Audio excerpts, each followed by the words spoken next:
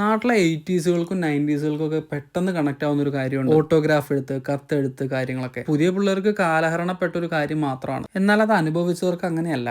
UK-യിൽ ഇപ്പോഴും കാർഡ് കൈമാറ്റങ്ങൾക്ക് നല്ല പ്രാധാന്യമുണ്ട്. ഓരോ വർഷം 1.5 ബില്യണോളം വരുന്ന കാർഡുകളാണ് ഇവിടെ കൈമാറ്റം ചെയ്യപ്പെടുന്നത്. നമ്മുടെ നാട്ടിൽ കാലഹരണപ്പെട്ടിട്ടും ഇവിടെ ഇപ്പോഴും ഇത് തുടരുന്നതിനൊരു കാരണവുമുണ്ട്. സ്വന്തം കൈപ്പടയിൽ എഴുതി അറിയിക്കുന്ന വിശേഷങ്ങൾ കൈമാറ്റം ചെയ്യപ്പെടുന്നത് ഒരു ഇമോഷണൽ പ്രാധാന്യം അവർ കാണുന്നു. അതെനിക്ക് പേഴ്സണലി മനസ്സിലായതുമാണ്. കഴിഞ്ഞ വർഷം പാത്തുവിന്റെ ബർത്ത്ഡേയുടെ അന്ന് ഞങ്ങൾ സ്ഥിരമായിട്ട് വർക്കിന് പോയിക്കൊണ്ടിരുന്നിടത്ത് ഒരമ്മയുണ്ട്. 90 വയസ്സിന് മുകളിൽ പ്രായമുണ്ട് ആൾക്ക്. ആള് നൈസാണ്. ഒരു ദിവസം പുള്ളിക്കാരത്തി ചോദിച്ചു what's a plan tonight എന്ന്. അന്ന് ഞാൻ പറഞ്ഞു ഇന്ന് പാത്തുവിന്റെ ബർത്ത്ഡേ ആണ്. ആള് കുറച്ചു നേരം ഇങ്ങനെ ആലോചിച്ചിരുന്നിട്ട് എന്നോട് പറഞ്ഞു അലി ഇന്ന് ഉച്ചയ്ക്ക് വരുമ്പോൾ എന്നെ ഇതൊന്നോട് ഓർമ്മിപ്പിക്കണട്ടോ എന്ന് പറഞ്ഞു. ഞാനും ഒക്കെ പറഞ്ഞു. ഉച്ചയ്ക്ക് ചെന്നപ്പോൾ ഞാൻ ആളെ ഒന്നോട് ഓർമ്മിപ്പിച്ചു. അപ്പൊ ആൾ എന്നോട് പറഞ്ഞു വൈകുന്നേരം വരുമ്പോൾ ഓർമ്മിപ്പിക്കാൻ. പറഞ്ഞതുപോലെ വൈകുന്നേരം ചെന്നപ്പോൾ ആൾ എന്റെ കയ്യിലേക്ക് ഒരു കാർഡ് നീട്ടി. കാർഡ് തുറന്നു നോക്കി അതിൽ ഹാപ്പി ബർത്ത്ഡേ എഴുതിയേക്കണം കണ്ടിട്ട് ആദ്യം സന്തോഷം തോന്നിയെങ്കിലും പിന്നെ സങ്കടം തോന്നി. ഓർമ്മിപ്പിക്കാൻ പറഞ്ഞുകൊണ്ടിരുന്നതിന്റെ കാരണം ആൾക്ക് ഡിമെൻഷ്യയാണ്. കൂടെ ആർത്രൈറ്റിസ് ഉള്ള കൈ കൊണ്ട് എഴുതിയ ഹാപ്പി ബർത്ത്ഡേയും. ഓരോ എഴുത്തിലും അതിന്റെ വിറയൽ നമുക്ക് കാണാം.